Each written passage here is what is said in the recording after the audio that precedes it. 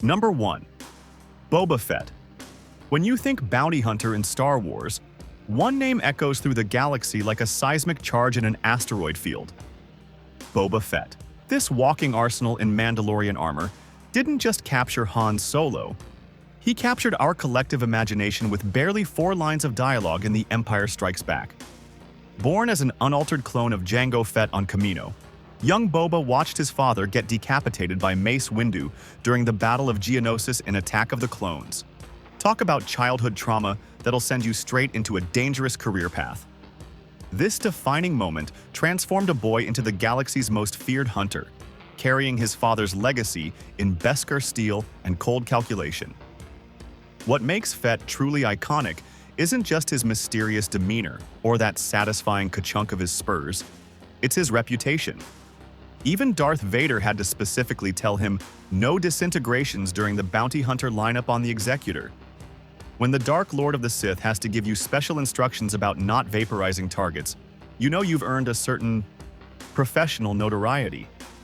His apparent death in the Sarlacc pit during Return of the Jedi became one of Star Wars' greatest did he or didn't he mysteries. Legends continuity kept him alive for decades through comics and novels, but it wasn't until The Mandalorian Season 2 that we got canonical confirmation. The Sarlacc couldn't digest this tough piece of Mandalorian jerky. The Book of Boba Fett showed us his transformation from lone wolf assassin to crime lord with a conscience, proving that even the galaxy's coldest killers can find redemption, or at least a really cool rancor to ride around on. Number 2. Din Djarin. Enter Din Djarin, the Mandalorian who accidentally adopted a 50-year-old baby and became the galaxy's most reluctant single parent. When The Mandalorian premiered in 2019, this Beskar-clad gunslinger didn't just save Disney+. He redefined what a bounty hunter could be in Star Wars storytelling. Din's journey from emotionless professional to protective father figure represents everything great about Star Wars character development. Initially introduced as a member of the Children of the Watch, a fundamentalist Mandalorian covert that never removes their helmets, Din's rigid adherence to the Way slowly crumbles in the face of genuine connection. His relationship with Grogu transforms him from a man who'd freeze bounties in carbonite without a second thought to someone who'd infiltrate an Imperial base just to get his kid back. What sets Din apart from other hunters is his code of honor that extends beyond Mandalorian tradition. He doesn't just complete contracts, he questions them. When he discovers Grogu's Force sensitivity, he doesn't see profit, he sees responsibility. His willingness to work with former enemies, trust unlikely allies, and sacrifice his own standing within his covert for Grogu's safety shows us that beneath all that shiny Beskar beats the heart of a hero. Pedro Pascal's performance, despite being helmeted for most of the series, conveys volumes through body language alone. Every head tilt, every pause before responding, every protective stance near Grogu tells us exactly what Din's thinking without seeing his face. It's acting mastery that would make even a protocol droid jealous. Love learning about the galaxy's deadliest hunters? Smash that subscribe button faster than Cad Bane on the quick draw. Number 3. Bossk, son of Kradosk, represents everything terrifying about Trandoshan culture distilled into one scale-covered package of pure predatory instinct. First appearing in that legendary bounty hunter lineup scene in Empire Strikes Back, this reptilian nightmare has been hunting Wookiees and collecting bounties for over half a century. The Trandoshans worship a goddess called the Scorekeeper, who awards Jagannath points for successful hunts. The more dangerous the prey, the more points earned. And for Bossk, Wookiees represent the ultimate prize, not just for their challenge, but because of the ancient rivalry between Trandosha and Kashyyyk. It's basically a species-wide vendetta with religious overtones, which really puts his hatred of Chewbacca into perspective. The Clone Wars animated series expanded Bossk's character brilliantly, showing him as a mentor figure to young Boba Fett. Their partnership, along with Aurra Sing and Castus, formed one of the deadliest bounty hunting crews during the Clone Wars era. Watching Bossk teach young Boba the tricks of the trade while simultaneously being outsmarted by the kid creates this fascinating dynamic, part surrogate uncle, part future rival. His ship, the Houndstooth, is essentially a flying prison equipped with holding cells, skin suits made from his molted hide. Yes, really. And enough firepower to make a Star Destroyer nervous. The fact that he flies around in what's basically a mobile torture chamber tells you everything about his approach to bounty hunting. Brutal, efficient, and absolutely without mercy. Number 4. Cad Bane. Before we had the child, before we had the Darksaber, we had a blue-skinned Duros in a spectacular hat who made every Clone Wars episode better just by showing up. Cad Bane didn't just fill the void left by Jango Fett's death. He transcended it, becoming the prequel era's definitive bounty hunter through sheer force of personality and an absolutely killer fashion sense. Inspired by Lee Van Cleef's Angel Eyes from the Good, the Bad, and the Ugly, Bane brought spaghetti western sensibilities to a galaxy far, far away. His breathing tubes, designed to prevent force choking, combined with rocket boots and dual LL-30 blaster pistols, created an aesthetic that screamed space cowboy louder than any Nerf herder at a cantina. But Bane wasn't just about style. His resume reads like a greatest hits of impossible heists. He infiltrated the Jedi Temple and stole a holocron containing the names of Force-sensitive children. He successfully kidnapped Chancellor Palpatine. Well, Palpatine let him, but still. He went toe-to-toe with Obi-Wan Kenobi and Quinlan Vos simultaneously and lived to collect his credits. When even Jedi Masters consider you a serious threat, you've transcended mere bounty hunting and entered legend status. His rivalry with Boba Fett, finally depicted in the Book of Boba Fett, gave us the showdown decades in the making. Their quick-draw duel in the streets of Mos Espa wasn't just fan service.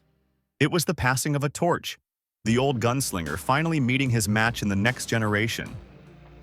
The fact that Bane trained Boba and died by his hand creates a poetic circle that would make even a Jedi philosopher nod in appreciation. Number 5. Black Chrysanthemum. Black Chrysanthemum, or Santo to his drinking buddies, proves that not all Wookiees are gentle giants who fix hyperdrives and play holochess. This absolute unit of fur and fury started as a gladiator in the fighting pits, had his claws surgically enhanced with metal knuckle plates for maximum carnage, and chose violence as both profession and lifestyle. First introduced in Marvel's Darth Vader comic series in 2015, Chrysanthemum worked for Jabba the Hutt as an enforcer before becoming Dr. Aphra's muscle. Unlike Chewbacca's loyalty rooted in life debts and friendship, Santo's loyalty extends exactly as far as his credit transfer. He's a professional through and through, which makes his eventual partnership with Boba Fett in ruling Mos Espa all the more interesting. What makes Chrysanthemum fascinating is how he subverts every Wookiee stereotype. Where Chewie is protective and warm, Santo is cold and calculating. Where most Wookiees value honor and tradition, Santo values credits and reputation. He's literally scarred by his past. Those distinctive scratches across his face aren't battle wounds, but marks from his gladiator days, a permanent reminder of what he's overcome. His fighting style combines Wookiee strength with gladiatorial brutality. Watching him literally rip the arms off Trandashans in the Book of Boba Fett wasn't just cathartic for every Wookiee fan, it was a statement. This is what happens when you push a Wookiee too far and remove all their moral restraints. He's basically what Chewbacca would be in the darkest timeline, and honestly, it's terrifying and awesome in equal measure. Number 6. Fennec Shand. Fennec Shand entered our lives sprawled in the Tatooine sand with a gut shot that should have killed her, but Ming-Na Wen's character is far too interesting to die in Episode 5 of anything. This elite assassin turned master tactician represents the evolution of the bounty hunter archetype. Less about brute force, more about surgical precision and playing the long game. Her reputation preceded her appearance by years. Characters in the Bad Batch mentioned her as an up-and-coming assassin during the early Empire days, establishing that she'd been in the game since the Republic's final days. That's over 30 years of avoiding Imperial entanglements, New Republic justice, and probably more than a few vengeful targets. You don't survive that long in this business without being exceptionally good at what you do. What sets Fennec apart is her adaptability. After Boba saves her life with some cybernetic stomach modifications, courtesy of that modifier we met in The Mandalorian, she doesn't just become his enforcer, she becomes his conciliere. Her strategic mind transforms Boba's emotional desire for revenge into a calculated takeover of Jabba's criminal empire. She's the brain to his brawn, the scalpel to his hammer. Her weapon of choice, a modified MK sniper rifle, reflects her personality perfectly.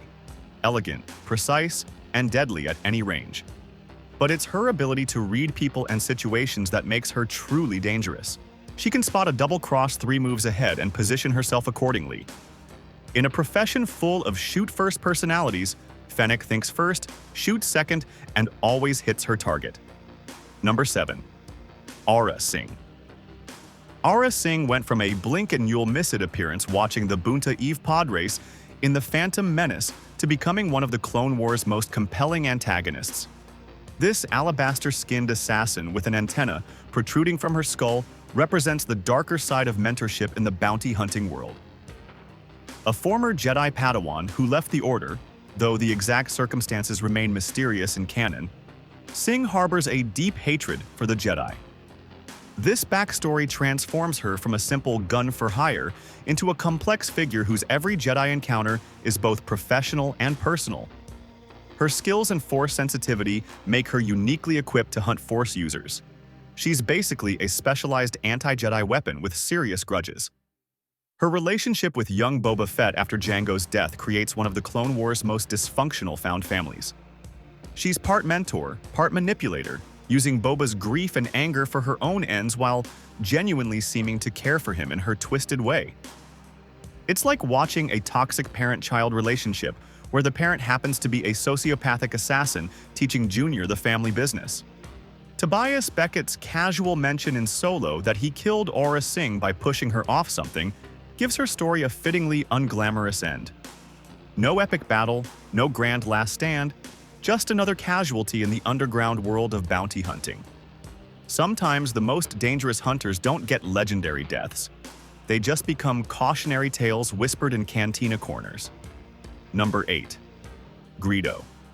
No discussion of iconic bounty hunters is complete without mentioning Greedo, the Rodian, whose claim to fame is being the worst quick-draw artist in cantina history. Poor Greedo represents every overconfident bounty hunter who thought they were tougher than their target. Spoiler alert, he wasn't. Working for Jabba the Hutt, Greedo cornered Han Solo in the Mos Eisley Cantina with all the subtlety of a bantha in a china shop. His infamous confrontation with Han spawned the most contentious debate in Star Wars history. Who shot first? The answer is Han. Always Han, no matter what George Lucas retroactively decided. But here's the thing about Greedo. He's actually more important to Star Wars lore than his brief screen time suggests. His death establishes Han as someone willing to kill to survive, setting up his entire character arc from selfish smuggler to selfless hero. Greedo had to die badly so Han could live interestingly. That's almost poetic, if you ignore the fact that he missed at point-blank range. The Clone Wars actually gave us young Greedo as a child on Tatooine, which adds layers of tragedy to his eventual fate. The hopeful Rodian child grew up to die in a dirty cantina, killed by the man who would become a hero of the rebellion. It's like poetry. It rhymes with failure. Number 9. Embo might not have the screen time of Boba Fett or the legendary status of Cad Bane, but this Kyuzo warrior earned his iconic status through sheer creative combat prowess. His giant circular hat isn't just a fashion statement. It's a shield, a weapon, and occasionally a sled. That's efficiency that would make even a Mandalorian armorer jealous. Standing at over 2 meters tall and speaking in the Kyuzo language that sounds like accelerated playback, Embo cuts an imposing figure. His weapon of choice, a bowcaster modified for his impressive strength, can punch through armor that would laugh at standard blasters. But it's his acrobatic fighting style, inspired by samurai and martial arts films, that sets him apart from the stand-and-shoot crowd. Dave Filoni himself has stated that Embo is his favorite bounty hunter creation, and it shows in how the character is animated. Every fight scene featuring Embo turns into a masterclass of creative combat choreography. He'll block blaster bolts with his hat, throw it Captain America style to knock out enemies, then use his bowcaster like a staff in close combat. It's like watching 3 different action heroes combined into one very tall, very deadly package. His loyal Anuba, Merrick, adds another dimension to his character.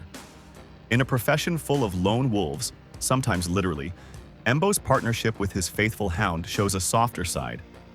Plus, having a pet that can track targets and tear throats out is just practical business sense. Number 10. 4LOM. When a protocol droid decides that translating languages is boring and hunting sentience is more profitable, you get 4LOM.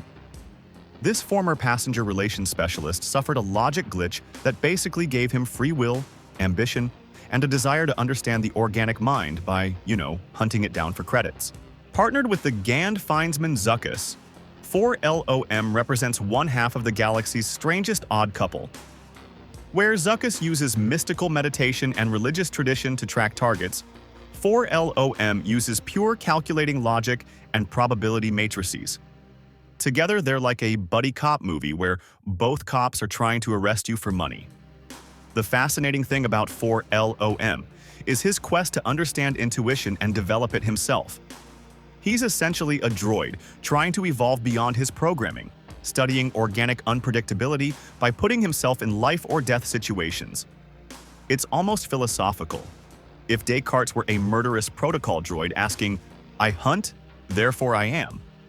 His appearance in Empire Strikes Back might have been brief, but the expanded universe has given him a rich history of actually joining the rebellion at one point, before going back to bounty hunting because credits. This droid's journey from serving drinks to collecting bounties to questioning the nature of consciousness itself makes him one of Star Wars' most unexpectedly deep characters. Number 11. Asajj Ventress. Before she was a bounty hunter, Asajj Ventress was a Sith assassin, and before that, a Jedi Padawan, and before that, a Night Sister. If career changes were an Olympic sport, Ventress would take gold, silver, and bronze just to make a point about her superiority complex. Her transformation from Dooku's apprentice to independent bounty hunter in the Clone Wars represents one of the series' best character arcs. Betrayed by her master, rejected by her sisters, Ventress chose the one profession where trust issues are actually an asset. Her lightsaber skills and force abilities made her overqualified for most bounties, turning simple capture missions into displays of terrifying competence. The partnership with Quinlan Vos, where she trained him in the dark side while hunting Dooku, showed us a Ventress capable of genuine connection despite years of betrayal. Her eventual sacrifice to save Vos proved that even the darkest hearts can find redemption, though in true Star Wars fashion, it required dying to achieve it. What makes Ventress iconic isn't just her dual lightsabers or sultry voice, kudos to Nika Futterman. It's her refusal to be defined by anyone else's expectations. Sith, Jedi, Night Sister, Bounty Hunter, she was all of these and none of them, carving her own path through a galaxy that kept trying to use her as a weapon. Number 12. Dengar might look like someone wrapped a mummy in toilet paper and gave it a gun, but this grimy, bandaged bounty hunter from Empire Strikes Back has one of the most tragic backstories in the bounty hunting business. Those bandages aren't just a fashion statement. They're covering cybernetic implants that saved his life after a near-fatal swoop bike accident. Originally a swoop bike racer from Corellia, Dengar's rivalry with a young Han Solo led to a catastrophic crash that left him near death. The Empire rebuilt him with cybernetics, but the process damaged his hypothalamus, leaving him with only rage, hate, and a dim hope for revenge against Solo. It's basically the galaxy's most expensive therapy session that ended with more problems than it started with. Despite his vendetta against Han, Dengar became known as one of the galaxy's most reliable bounty hunters. His appearance in that famous Empire Strikes Back lineup wasn't just fan service. Vader specifically requested him because of his reputation for getting the job done, no matter how messy. The fact that he survived long enough to appear in the Clone Wars and get name-dropped in various other media proves he's tougher than his bandaged appearance suggests. In Legends, Dengar actually became friends with Boba Fett after finding him half dead from the Sarlacc and nursing him back to health. The idea that these two hardened killers bonded over their shared near-death experiences adds a surprisingly human element to these walking weapons. Sometimes the best friendships are forged in back-to-tanks and battlefield medical tents. Ready to dive deeper into the Star Wars underworld? Subscribe now and join our crew of galactic knowledge hunters. May the credits be with you, always.